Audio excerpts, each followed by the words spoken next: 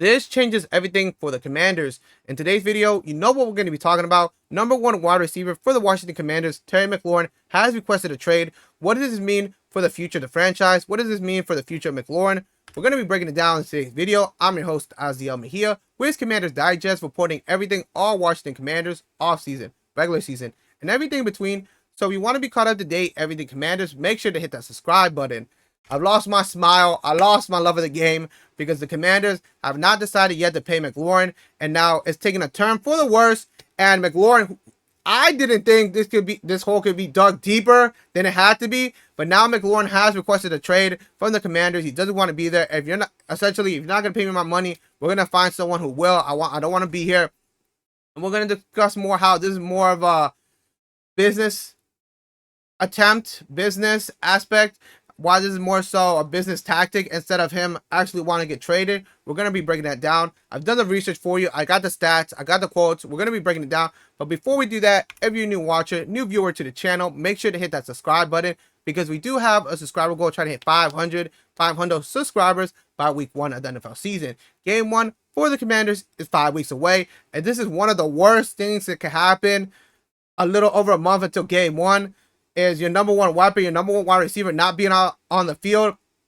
And then essentially these first upcoming games, there's going to be a big possibility McLaurin does not play. He just holds out because he has 1 year yet left on his contract. So it's not like he can just like re-sign somewhere else. He has to have the permission of the Commanders. But essentially he could hold out like, I'm not going to play. And these upcoming games, people can say whatever they want, but they're going to have lasting impact towards the end of the season when it now is time for playoff seeding. Because I'm not saying it, but big market media companies have the Commanders number 1. I'm just leave it like that. I'm not saying it, but that's what other media companies are saying. Commanders could get that number 1 spot with McLaurin. So how are they going to do without him? How are they going to do these first upcoming games that people say they're going to do good, they're projected to do good, and now these games are being flip-flopped around because McLaurin has a big-time chance of not playing in them. We're going to be breaking it down. So if you're a new watcher, hit that subscribe button. Now, if you're a returning viewer, make sure you are subscribed because 87.5 of y'all who are watching the videos are not subscribed. That's crazy. It's for the free skis, doesn't charge you nothing, and it takes like 2 seconds. Like I said, McLaurin has been through it all with the Commanders since he got drafted. Carousel quarterbacks, dealing with the COVID years, dealing with all the backstage shenanigans revolving around his team with certain owners, with certain personnel. And now, when everything's at its pivotal point where everything looks like they they already broke through the season ceiling last year. Believe it or not, hitting the NFC Championship in over 30 years, having a quarterback come in and play out of his mind, winning Rookie of the Year. McLaurin himself having one of his best years, reaching top 20 in all major wide receiver stats, including receptions, including yards, including touchdowns. He was second in touchdowns, received another Pro Bowl, received another All-Pro nomination. I don't know what else McLaurin could have done right to earn a contract. Did he have to be Super Bowl MVP at this point or something? I don't know. I don't understand the confusion. I think more so it comes from his age because unfortunately the timing of his contract ending, his contract year being the same time he turns 30. He turns 30 in September. So that can have a big factor. We've talked about it before on the channel where, you know, once you hit 30, the stats start declining.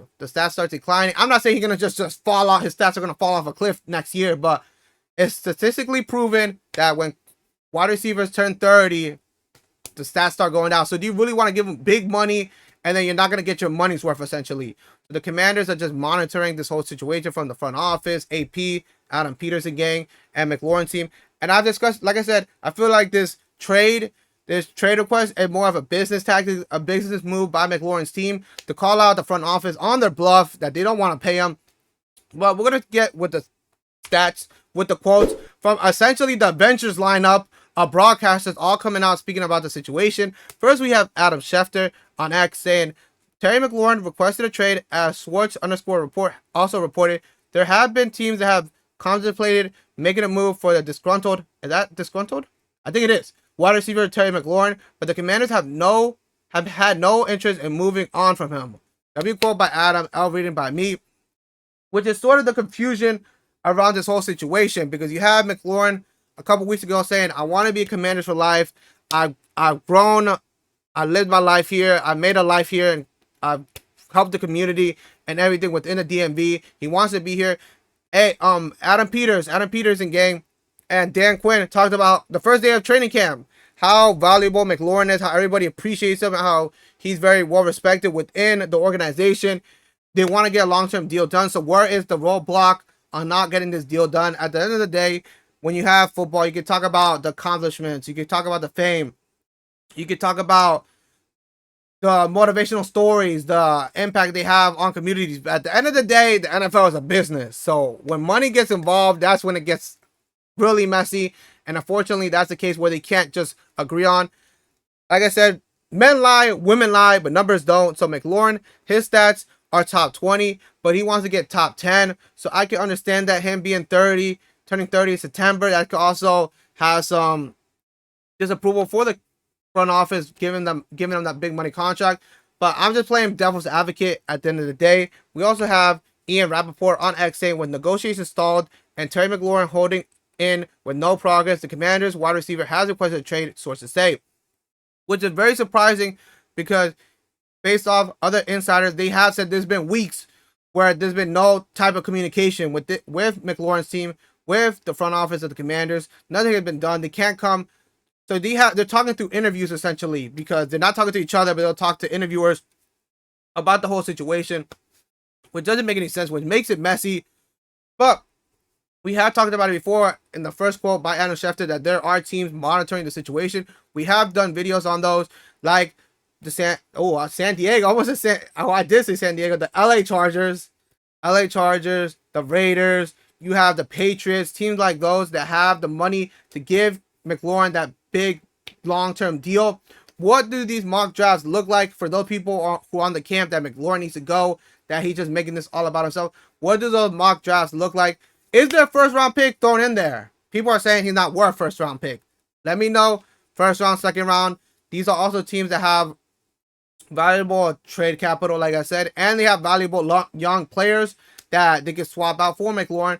Do the Commanders do that? Do the Commanders trade the number one option for a younger guy that not, because the Commanders want to win now based off how they've been moving, based off the trades they made, based off the drafts they had, getting Larry Tunsil, getting Deebo Samuels. You go get, who else did they go get? They go get Josh Conley Jr., protect the offensive line. They want to win now. Get in Zach Ertz on another deal, Bobby Wagner on another one-year deal. So this is a pivotal point, like I said, for the franchise. This will determine where they're at the end of the season when it comes to playoffs. Will this have lasting effects on the team in 1, 2, 3 years from now? What could have been just letting McLaurin just play one season with JD5? How special they had that first year together. So they're only going to get better, essentially, their second go-around. But we're going to be monitoring the situation.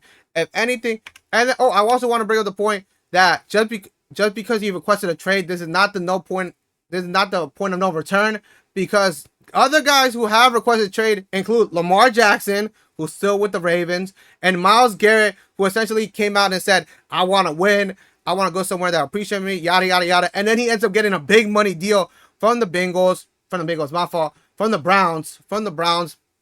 And I believe T. Higgins were also teasing before he got that big money contract that he was going to leave the Bengals and go somewhere else. So essentially what I'm saying is that this attempt of requesting the trade is more of a business tactic by McLaurin's team to pressure the front office to get that deal done, because there have been players who requested trades from the team and they end up getting big money contracts.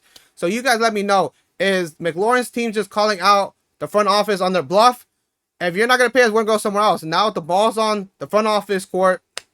I know it's the wrong sport, but you get it. It's their time now to come out and, I don't know, get the ball rolling on this contract. Or do they trade McLaurin? What do those mock trades look like? Because essentially, if you're the NFC, the Commanders, you're not going to trade them to an NFC team. You're going to go AFC as far away as possible. You play the Raiders and you play the Chargers this season. So I don't know if you want to trade them to one of those. But you guys let me know about this whole debacle. Who would have thought we would have got to this point? But if anything breaks within the Commanders atmosphere, you know it'll be covered right here on the channel. I'm Azael Mejia with Commander Digest, and I'll see you in the next video.